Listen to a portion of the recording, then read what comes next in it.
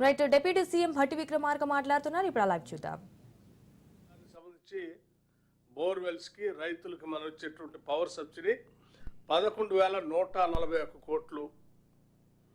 Insurance to farmers, మీరు ఎప్పుడు రైతులకి ఇన్సూరెన్స్ చేయలే, వాళ్ళ కోసం మళ్ళీ 1,514 కోట్లు కట్టాం. రైస్ సబ్సిడీ కింద 1,647 కోట్లు. స్కాలర్షిప్స్ అండ్ డైట్స్ సంబంధించి 1,016 కోట్లు. ఆర్టీసీకి 1,375 కోట్లు. కళ్యాణ లక్ష్మికి సంబంధించి 2,311 కోట్లు. ఇవి 61,194 కోట్లు. ఇవి వెల్ఫేర్ స్కీమ్స్ సంబంధించి మేము ఖర్చు పెట్టింది, వెచ్చించింది.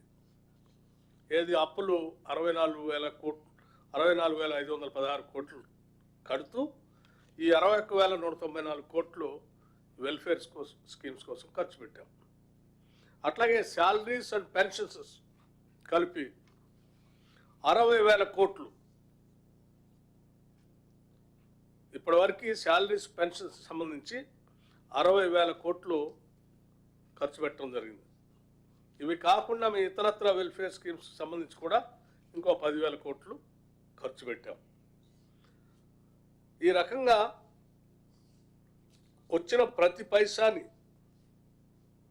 సమర్థవంతంగా, అర్థవంతంగా, ఆలోచనాభరితంగా ప్రజల మీద భారం వేయకుండా, అధిక పన్నులు వేయకుండానే మీరు కట్టిన తెచ్చిన వాటికి అప్పులు కడుతూ, మళ్ళీ జీతాలు ఇస్తూ, వెల్ఫేర్ స్కీమ్స్ అమలు చేస్తూనే మేము ఈరోజు ముందుకు పోతా ఉన్నామంటే దీనంతటికీ కారణం ఈ రాష్ట్ర ప్రభుత్వం, ముఖ్యమంత్రి రేవంత్ రెడ్డి గారి దగ్గర నుంచి మొదలు పెడితే క్యాబినెట్లో ఉన్న ప్రతి మంత్రి సంపూర్ణంగా దృష్టి సారించి ఈ రాష్ట్ర ఆర్థిక వ్యవస్థని మెరుగుపరచడం కోసం అందరూ కలిసి సమిష్టిగా పని చేయగలిగారు. కాబట్టి ఇది సాధ్యమైంది, ఈరోజు చేయగలుగుతున్నాం కూడా. అట్లాగే ఇంకా మిగతా అంశాలకు వస్తే కూడా ఇక ఉద్యోగ అవకాశాలు మీరు అందరూ చూసే ఉంటారు.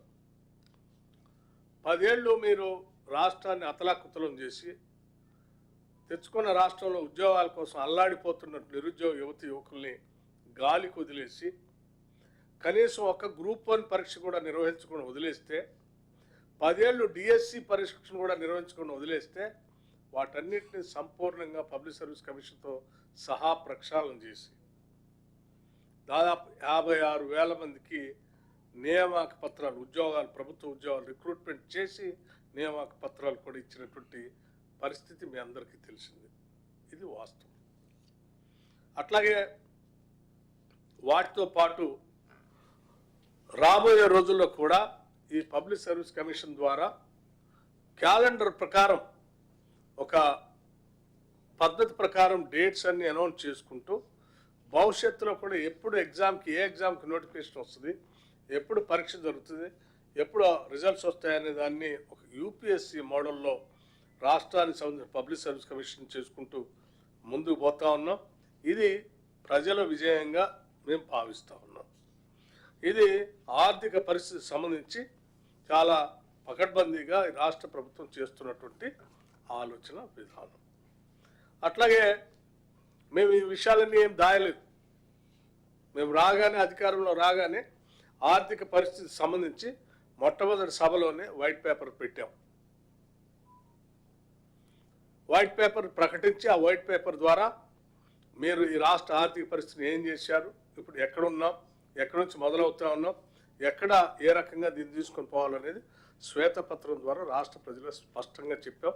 మేము బయలుదేరినటువంటి మా ప్రయాణం అనేక రకాలైనటువంటి ఇబ్బందుల్లో మేము ప్రయాణం చేస్తూ సాఫీగా ఈ రాష్ట్ర ప్రభుత్వాన్ని గట్టెక్కించి ఆర్థిక పరిస్థితుల నుంచి ముందుకు తీసుకొని పోవడం కోసం ప్రయత్నం చేస్తూ ఉన్నాం.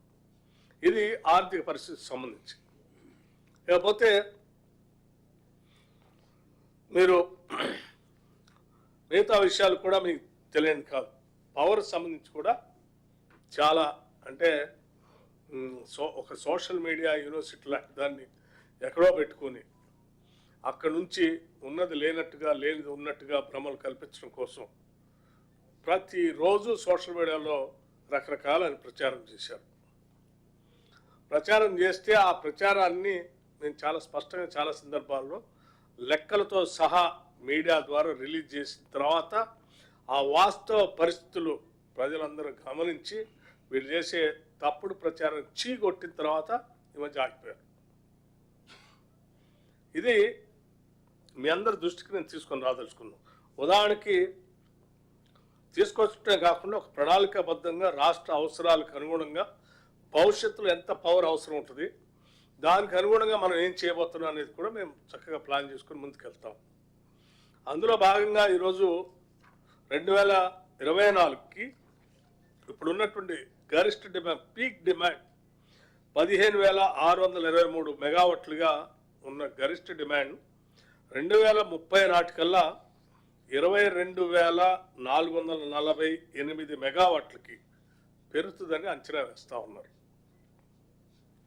అదే 2035 నాటికల్లా రెట్టింపై 31,809 మెగావాట్లకు చేరుతుందని అంచనా వేస్తూ ఉన్నారు.